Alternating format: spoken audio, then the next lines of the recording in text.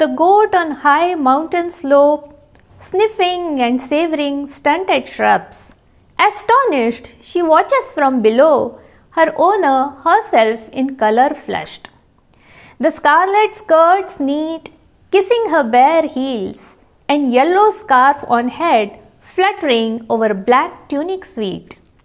Her snow-white face facing the sky, adorned with the glacial's oomph, and her eyes carrying deep reflections of mysterious oak woods. How effortlessly this poem depicts the portrait of a maiden tending her goats on the mountain. Her striking attire against the backdrop of the surrounding greenery, her flowing hair, her characteristic style of watching her goats with her one hand placed on her hip and the others shading her eyes is all recreated before our eyes through this poem. Like a beautiful picture painted with a few bold brush strokes by a skilled artist. This poem is from a collection called Rangabavari or Lost in Color by the famous poet Indira Sant. Today, in the 55th episode of Granthyatra, we are going to discuss this very collection of poetry. Come, let's enter this garden sporting a riot of colors. Indira Sant was born in 1914 in a town called Indi in Vijayapur district. She completed her education from Fergusson College in Pune. Later, she worked as a professor and then as the principal at the training college in Belgaum. Sant wrote 9 collections of poetry, 3 collections of short stories, 3 collections of essays, and some literature for children. A prominent characteristic of Sant's poetry is that it depicts a scene, an instance, or an emotion in precise and deeply meaningful words. And in the last stanza, the concluding line often imparts an even deeper, more intense meaning to the poem. Take for instance the poem that I quoted at the beginning. While describing the outward appearance of the shepherdess, the poet notices the oomph of the glacier on her face, notes the deep feelings in her eyes that resemble the deep woods. Nature imagery is the core of Sant's poetry. She portrays the minute and delicate shades of emotions in her heart through images of nature. Cliched descriptions of nature do not appear in her poetry. Rather, her poems weave such a wonderful tapestry of perceptions and constituents of nature that the myriad animated forms of nature become the language through which feelings are expressed. Oh, the thunder of lightning, the roar of the wind, the swooning clouds, the deluge of rain, streams of pale sunshine through darkened branches, the quiet grey air and the uneasy time. The silence of bright petals on wet, dark soil, and on the tip of each leaf, a silent particle of unease. The nature is not only a vehicle for conveying perceptions in Sant's poetry, but the poet also creates an emotional bond with it by anthropomorphizing its elements. Oh rain, please, why this untimely clamor? My roof is fragile and a tender creeper outside. Oh, do not dance wicked on my roof tiles. Where can I find pots to contain the dripping water? I have suffered you so. Will you do me a favor? My lover is walking the road. Will you bring him back to me? The poet identifies herself so closely with nature that all corners of her mind are colored in its hues. In her poem, Bonds of Color, she says, "The crimson of this soil throbs in my blood, dreams in my mind soak in emerald love of woods. I acquired these jewels, I know not how and when. I forget the self in me, becoming a colorful doll then." Nature is a great source of vitality for her. It is the fountain of intense desires that spring from her heart. The noon has a desire. The noon has a desire to drown in the eyes and soaking the nectar turn into moonlit tide. The noon has a desire for a moment to touch the lips and soaking the tide of blood turn into a flower blushing. the noon has a desire. The noon has a desire for something more than this, for the sunshine to turn fragrant and the fragrance to be the body. But more than such poems of love and desire, this collection is full of poems of the deep sorrow of loss. The poet's mind is completely occupied by the memories of a departed husband. I play the board games to forget you, and as I throw the dice with vehemence, even the board turns dizzy. I throw away the board and the game and set out somewhere where there is nothing that is yours. I stare straight ahead and keep going somewhere, at the end of which there stands your spectre. Her entire life is overwhelmed by this sorrow of parting. She tries hard to move on with a strong resolve, but cannot escape her grief. When I step ahead, how do my feet retreat? As I dip the pot in water, with sand it fills. The deluge of her grief shatters the boundaries of her mind and reaches the sky. Stars drown in its high tide, the moon floats away, and the poet roams alone in that deserted, devastated light, straining her eyes. Yet, the poet's life is not wasted in despair. She longs for a divine light that will illuminate her mind. When will the radiance pulsate in every atom? When will the mind shine with pure golden sunshine? That's what she contemplates in a verse. Another characteristic of Sant's poetry is her ability to live the ordinary experiences of the day-to-day life at a subtle level and express them in her poetry in an equally delicate manner. When describing the joy of returning home after a day's work, Indira Sant writes, "Here comes the mistress, the door danced naturally. Such a long wait, the house declared with gaiety. Sit here for a while, said the chair standing ahead. My purse and watch and knickknacks the table offered to hold. There stands the copper pot holding water to the brim, says, you can get refreshed, sprinkling the water prim." In another poem, she explains the experience of dreaming an enchanting dream, but when she wakes up, she is unable to recall it. How did I wake with a start from the dream? For a moment, the gold-skinned fish came right up to the rim. I cannot recall anything. The dream folds into night, but leaves a mark of its memory as I slog through the din. When the poet who experiences even the ordinary day-to-day events at a poetic level writes about love, her verse stands out for its expressiveness.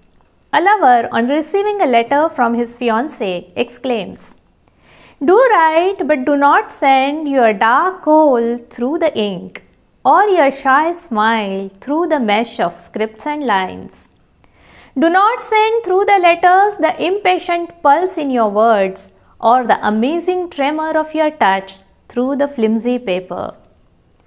Critic Ashwini Dhongde says that as compared to the poems in her collections Shela or The Cape, or Mendi or Henna that were published in the 50s, the poems in the collection Rangabavari, published in 1964, reveal a more contemplative, detached mind of the poet, who now speaks more in the language of imagery. Life's duties are now fulfilled and the lonely journey has begun. The mind is overflowing with memories. Here they studied and here they played. This room was full of tales, songs and teasing. As they grew day by day, the house grew small for them. That's the door through which they left flapping their new wings. It's well past the dusk, but I don't close the door. Will one of them turn back? For the eyes, the wait's not over. The death wish which accompanies the advanced age also makes an appearance. How often I sent the message, "Come and take me away. Life is a crumbling, why tire it further this way?" How long I've been waiting, having sent the message. How often have I sat ready, having tidied up my visage? Surely it must have reached. Surely it must have reached the message that I sent. Surely it must be known that I count my days. Oh, the western storm, when will you come rushing and take into your arms this mud house of mine?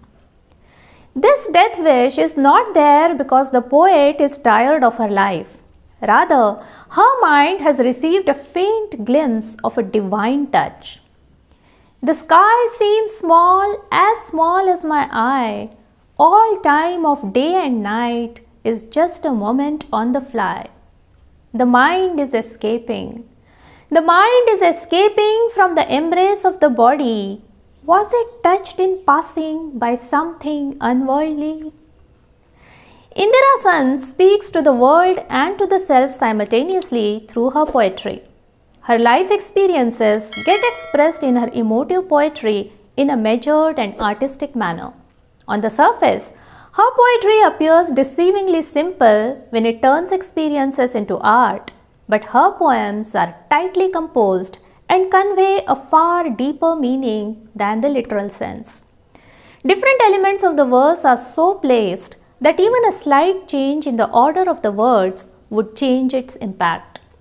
Which is why transparency of words and multi-layered beauty of meaning inherent in her words, like the hundreds of shades of beauty emanating from a diamond, is the strength of Sant's poetry, says Ashwini Dhongde.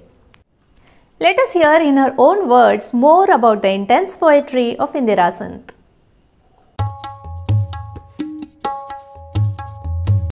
Those writers who were writing after independence, Indira Sant is one of the important poets among them. I am going to speak today about two particular points in her poetry. One is about the matter and the second is about the manner of expression. She used to portray a young woman in the form of a romantic beloved, the one who is emotionally dependent on her lover. She is incomplete and he is a complete man with M capital. She is ready to devote her life for him, and for that she accepts a secondary position. He is God and she is a worshipper. The images she uses are traditional ones like Radha Krishna or the sea and the river, suggesting the upper position of a man and the lower one of a woman. But the tone of her poetry changed in due course. Now, in her later poetry, we see that she is aware of the monotony, hard work, suppression, and secondary position of a woman in the patriarchal society. She tries to understand the sexual exploitation of a woman and exposes it boldly in her poetry. The poems like He Ashi, ती Tashi, Kutumbatil Neeta Spor, we see how hard a woman has to try to keep the balance and the lowliness throughout her life. मी म्हणजे केर वारा स्वयंपाक पाणी. I am a cleaner and a cook for the whole of my life. In the poem मध्यमवर्गीय Gargi, she says, शिजवणारी तीच, शिजणारी तीच. She cooks and is cooked. This changing attitude suggests the beginning of a feminist poetry in Marathi. The second important point about the expression in poetry, one can easily observe that she is very particular about the choice of words because she knows the word power. Though word is the smallest unit of the sentence, she hardly speaks about her poetry. But in one poem, Granthyatra Resha, she says that a blurred line a sculptor has forgotten in creating Ajanta sculptures. She has that blurred line in her own blood. Here she suggests the delicate and intricate form of her poetry. Word is a powerful medium of poetry, and for that matter, she coins new words to communicate the exact meaning. In order to describe a small bird's feather, pankho, she uses the diminutive of the word pankhut, creating an exact picture of that small bird. Such diminutives forms from ghar to gharkuli, from house to a very small house. It gives more warmth to her expression. Bakul flowers don't fall down. They delicately touch the ground. Bakul flowers घरंगळली नाही, घळली खाली. घरंगळणे आणि गळणे. A new word, घळली खाली. It suggests their dedication. White moon becomes a black moon to show the utter depression. There are many such new words and images she uses that show a very sensitive and strong poet in her. Such use of words give way to stylistic analysis of her poetry. So she has created a stronger position for herself through a very thoughtful process of writing poetry.